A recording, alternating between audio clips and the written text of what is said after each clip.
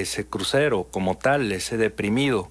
Más bien era la vía a nivel del pavimento. Estaba la tierra, la vía del ferrocarril, y cruzaba constantemente porque en Torreón y Gómez Palacio había un flujo muy grande, muy importante de ferrocarriles a nivel nacional.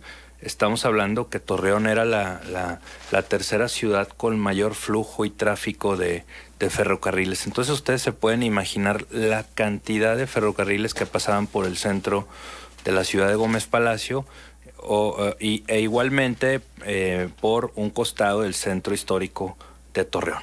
Entonces, en alguna ocasión, en 1937, una familia la familia Garibay, venía saliendo de una fiesta en el campestre lagunero de Gómez Palacio.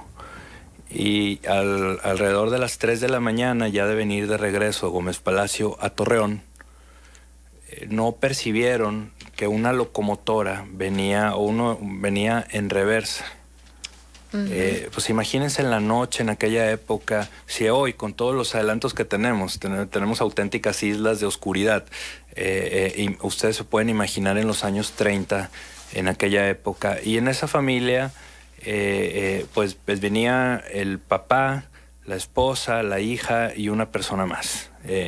4 personas venían en el vehículo de la fiesta, y al llegar al crucero de la muerte, justamente al 11:40, como marca esa métrica ferrocarrilera, no percibieron que venía el vagón en reversa, y la colisión fue tal que la prensa de la época describió aquella tragedia como espantosa. Y sucedieron a partir de ahí otras tragedias.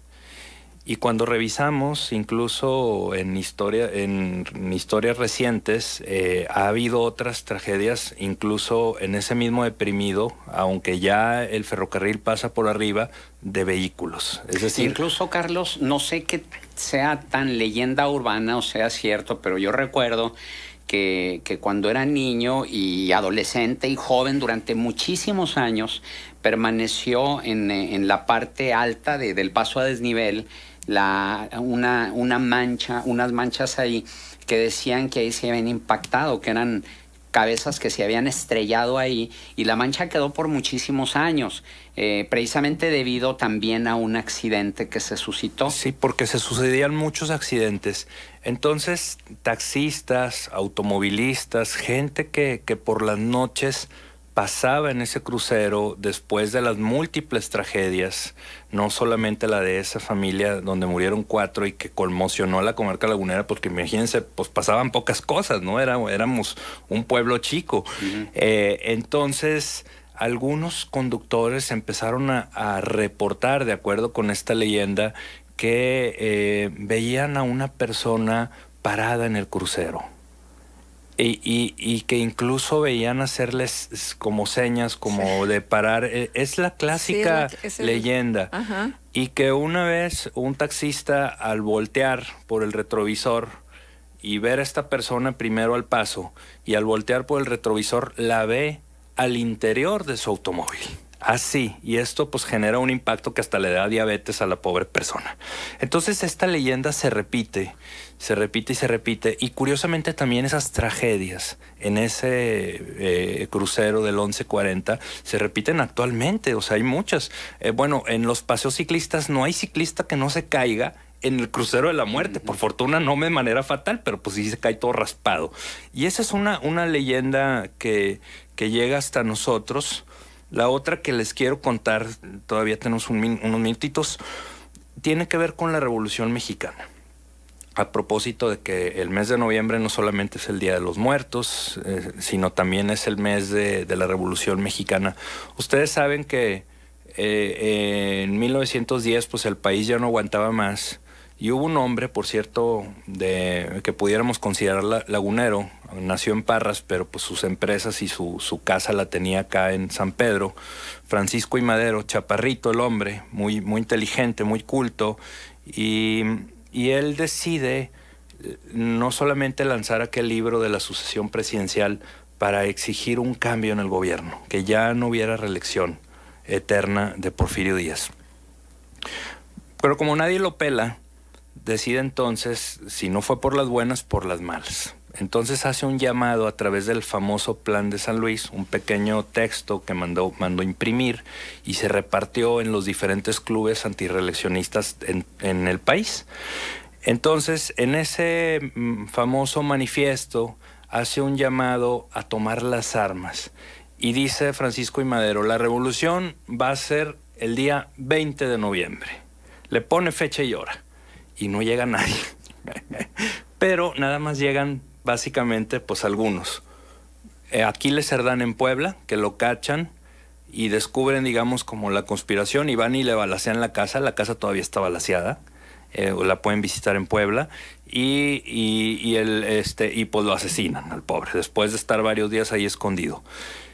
Y hubo unos laguneros, alrededor de 200, que se levantaron en armas, en Torreón, en Gómez Palacio, que sí se pusieron de acuerdo en Lerdo. Pero la verdad es que pues las fuerzas, digamos, del orden porfiristas sofocaron rápidamente la rebelión, que duró unos pocos días y se dispersó. Pero a los que los agarraron en Gómez, los fusilaron, los mataron y además los colgaron. Y sus cuerpos los colgaron como escarnio público para exhibirlos en el Parque Victoria de Gómez Palacio, que es uno de los parques más bonitos y emblemáticos del centro histórico de esa ciudad. Y reportan vecinos, reportan gente que va de paseo o novios que andan ahí en el parque. De pronto en la noche escuchan ruidos, lamentos, sollozos, justamente de esas almas en penas que quedaron colgadas en el Parque Victoria. Y bueno, pues esas son algunas de nuestras leyendas laguneras. Qué lindo. Que de voz en voz van. Gracias. Qué bonito. Oye, y hay otra leyenda, ¿no? Una casa en Torreón Jardín.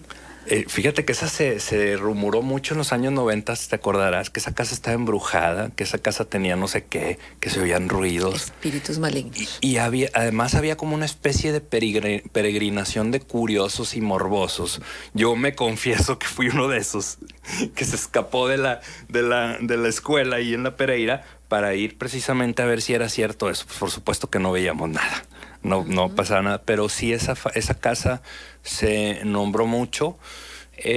Hay otras leyendas que quedan. Aquí en el centro histórico hay una leyenda del Canal de la Perla. Les platiqué la de la cubana, pero hay otra leyenda de un chino.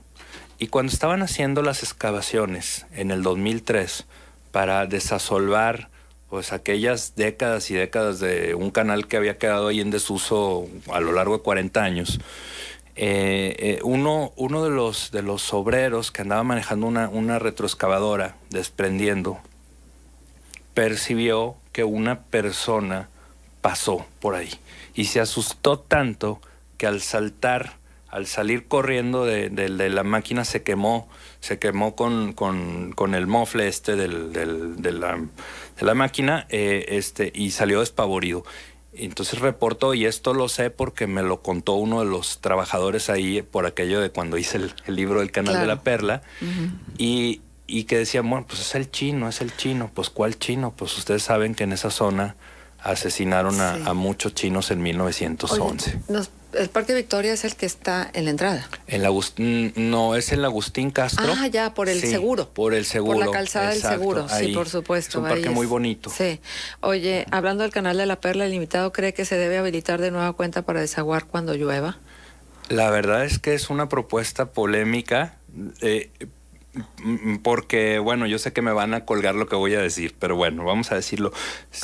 Creo que tendría más utilidad pública el Canal de la Perla como drenaje pluvial, es decir, de aguas de lluvia por la dimensión y la capacidad que tiene. Ajá. Pero bueno, pues sería... Oye, y esta otra, bueno, ese es un tema que tendríamos que revisarlo, ¿no? Históricamente, cómo fue el comportamiento del Canal de la Perla en el tema pluvial. En otro momento lo hacemos con muchísimo gusto.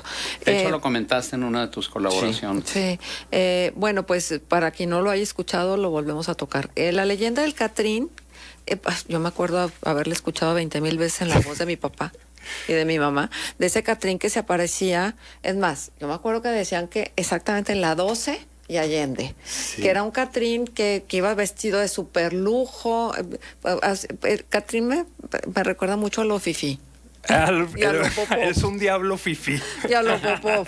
Bueno, pues ese Catrín se aparecía y entonces se llevaba a las muchachas que luego se iban de fiesta.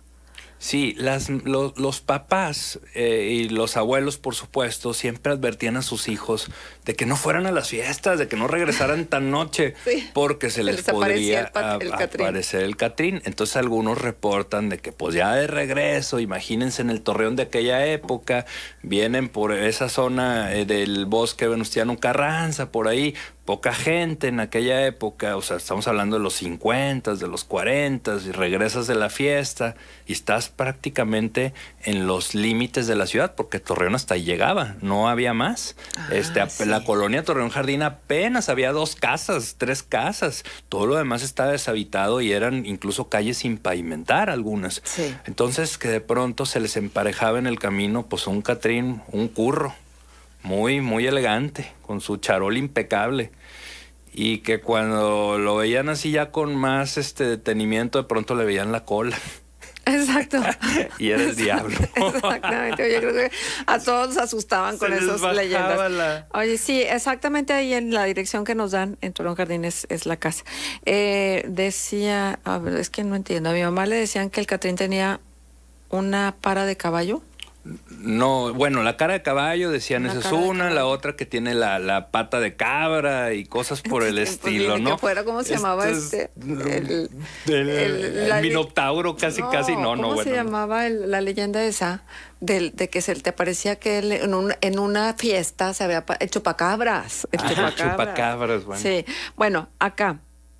Es Parque Morelos, el de Gómez Palacio, el Parque Victoria es el de Perdón, El me Lerdo. equivoqué, Sí, mil bueno. disculpas, me equivoqué, Por en eso efecto. por eso yo decía el Victoria, el que está en la estaba en la entrada del Lerdo, me equivoqué, Sí. es el Parque Morelos. Sí, también otro radio escucha Sí. dice, el parque del que está hablando el colaborador es el Morelos. Saludos. Gracias Ay, por favor, digo, una equivocación la tiene cualquiera y digo... No, pero qué bueno, eso quiere decir que están atentos Claro, nuestros por supuesto. radioescuchas y me encanta que estén atentos. Gracias Sí, pues sí, por pero la corrección. gracias que los tenemos a ustedes para reparar en nuestros errores, pero eso no significa más allá de eso, de un error que se repara y punto. Claro. Sí, porque el Victoria es el que está a la entrada, precisamente el que efecto, decías sí. tú, a la entrada de Exacto. Gómez. Sí, yo por eso me quedé como con Ajá. Victoria, entrada, Sí. el Morelos. Sí, ese fue El de lapsus.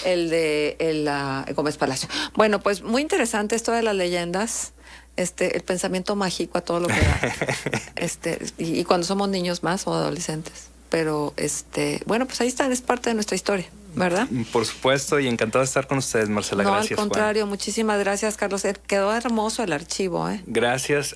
Les tenemos una sorpresa, nos llegó un candelabro. No, hombre. Sí.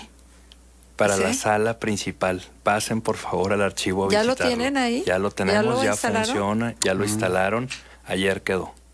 Ya. Bueno, ahí voy a llegar. Tenemos nueva iluminación. A verlo, me parece perfecto. Dice, qué recuerdos tan bonitos, te felicito, Carlos. Sí, no tomes en cuenta los comentarios negativos, un error lo tiene cualquiera. Me encanta que tú hables de nuestra historia, tenemos que recuperarla, tenemos que hablar de ella tanto como sea necesario y sigue así. Bueno, pues muchísimas gracias, Gracias Carlos, a por tu ustedes. presencia. Carlos Castañón estuvo con nosotros.